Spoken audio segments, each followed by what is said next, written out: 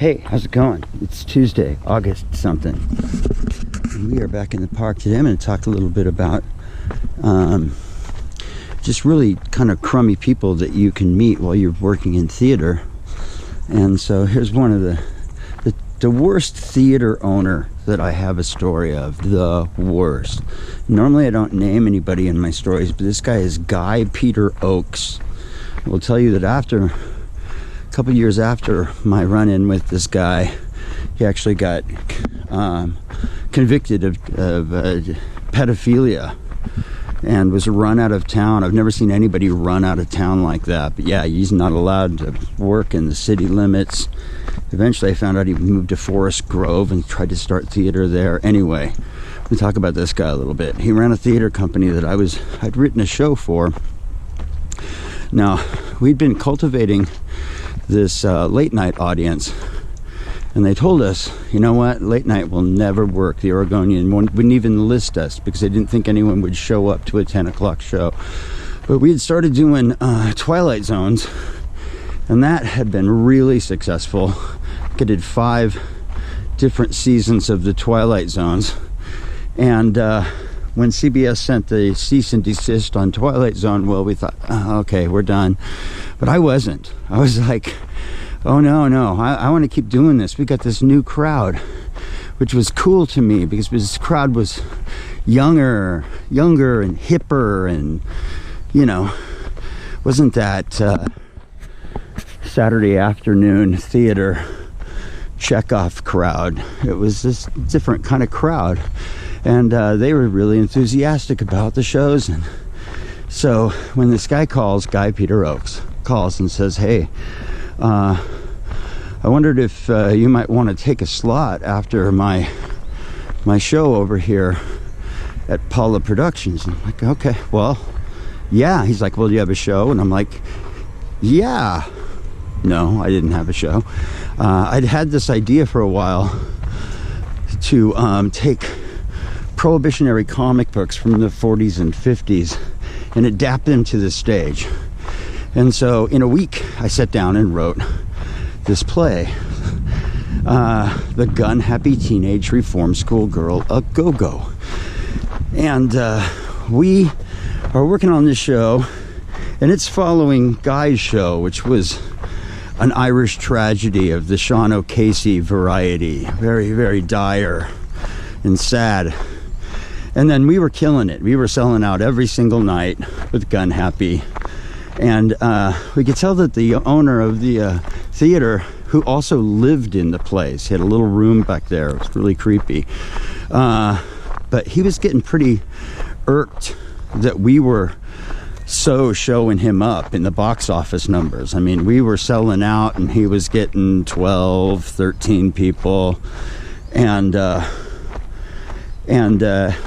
couple nights before the final event, we'd come in and found one of our lead actors' dresses was just cut right up the front. Like someone took shears and just cut it straight up the front. Like now it wears like a house coat. And this was like her grandmother's dress. We're doing this vintage thing and we're costuming ourselves. So it was really pretty awful. And we were pretty sure it was this guy who owned the place who had been getting more and more irksome to us as we worked in there.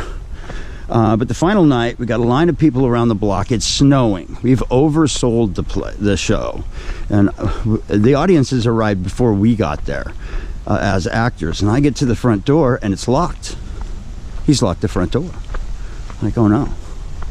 Okay, so I start pounding on the door and I can hear people inside talking. So I know that he's in there with probably a couple.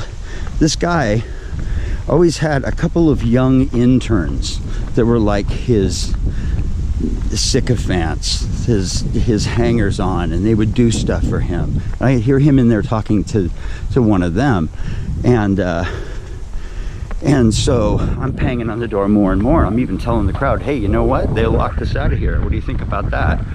And finally, after about 10 minutes of knocking, banging on the door, and all of us as a cast banging on the door, the door opens, and yeah, this sycophant, this guy, sticks his head out and goes, okay, I'm gonna let you in, but I'm like, but what? And in that moment, I grab his neck and I just walk to the wall with him. I am very, very angry at this point, and I'm young and not a fighter, but in this moment, I was so angry. And I'm like, what happened? He's like, well, we didn't unlock the doors because a guy was taking down all the lights. I'm like, what do you mean he's taking down all the lights? I look into the theater space, and yeah, the entire light grid in the ceiling has all been disconnected and taken down. And we use that to do our show. And he knows this. So I'm like, well, where are the lights? He's like, guy hid them. I'm like, he hid the lights. So I go back, I find the lights. They weren't too hard to find because they're enormous. And he's laid flats over the top of them. And flats are just muslin, painted, so they can go up in fire really quick. Anyway, that was stupid. I found it. And I grab a ladder. We've let the audience in. And the audience all sits down. And I bring the ladder out. And I just start patching. Figure I'll patch as many lights as just the bare minimum to get us through the show. And a lot of the show is lit practically, so it was going to be all right. It's probably going to take 15 minutes for me to do what I'm doing. So I'm up on the ladder, and I'm like, well, I better give these guys a show. And I'm like, hey, you know why I'm hanging lights? They're like, no. I'm like, because the asshole that runs this place, who we can hear in his back bedroom there, because if we were all quiet, we can hear his television. We all get quiet. We hear his television. I'm like, well, he took the lights down and locked us out of the theater. But we're in here, and you guys want to see a show, right? And of course, the crowd. I just start whipping this crowd up into a frenzy. And after a while, the crowd just starts chanting, asshole, asshole, asshole. And so about 15 minutes later, I get the lights all patched in, and I say, well, are you guys ready for a show? And I've never seen a crowd more ready for a show. And they hollered loud. Right, hey, the battery died, and so it's now Wednesday, and I am wearing different clothes. But where were we? Oh, yeah. I got this crowd whipped up into a frenzy, and I'm taking the ladder down because I've finished patching the lights, and I turn to the audience and I say, okay, at the end of the show, you may feel compelled to clap for us. And I would prefer that you went back to that asshole chant that you were doing earlier. Can you do that again for me? And they burst into asshole, asshole, asshole. And on top of the assholes, I say, all right, ladies and gentlemen, tonight, the Gunhappy Teenage Reform School Girl a Go-Go. And we did one of the best shows ever. It ranks way up there in the top 10 shows or just experiences on stage in front of an audience ever, period. That one there. And at the end, true to form, the audience marched out of the building chanting asshole, asshole, right past his door to his bedroom, all the way up the stairs behind his room, asshole. And we walked out with them, and we thought it was over. But a couple months later, I have a friend who's doing a new show at Paula Productions. There's a show about strippers. Yeah, right, good. This guy's gonna get young girls to come to his place and take their clothes off anyway. But he comes up to me, this friend, and says, are you doing all right? You okay? I'm like, well, what are you talking about? It's like weird concern.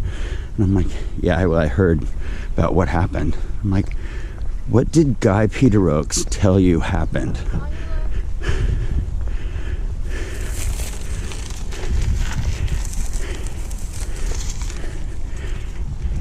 Guy Peter Oakes says, oh, well, I had to fire Kevin. Fire me? What are you talking about? We finished the show.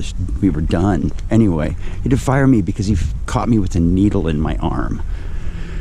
And anybody that knows me knows that I am deathly afraid of needles. It's the very last thing. So, of course, it's ridiculous. And we didn't need to worry about it too long because very shortly after that, he got arraigned for pedophilia and was forced, thankfully, out of our lives. And that is my story of the day.